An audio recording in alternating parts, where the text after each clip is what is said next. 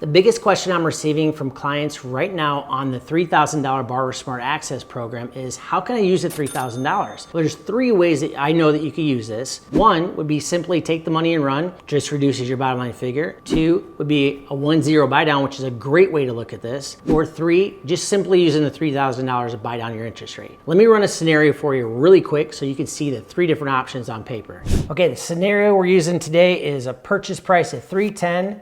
We're gonna put a down payment of $10,000 down, $5,000 worth of closing costs. The credit score was 760, and also taxes being $5,000 a year, insurance being $1,200 a year. Mortgage insurance monthly would run you right around $87.50, and the rate today we're using is 6.99%.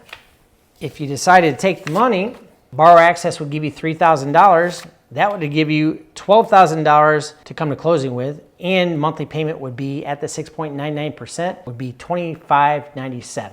If you decided option 2, 1-0 buy down, the buy down cost would put you at $2,400, still leaves you $600 left over to apply towards other closing costs. So your cash at close would be $14,400. That first year monthly payment would drop $197. So you'd be paying $2,400 for that monthly payment for the first year. Now remember, on a buy down, you can receive the unused portion back if you refinance before that year is up. So it's a great option, especially when you haven't thought that rates might drop. The last option is paying a point. So 1 point on $300,000 would be $3,000. Cash at close would still put you at $15,000, but it's only going to save you roughly around $100 a month. So it may not make sense to do that, especially if we see rates drop. So there you have it. If you have any questions, feel free to DM me or give me a call and I'll make sure to walk you through the process.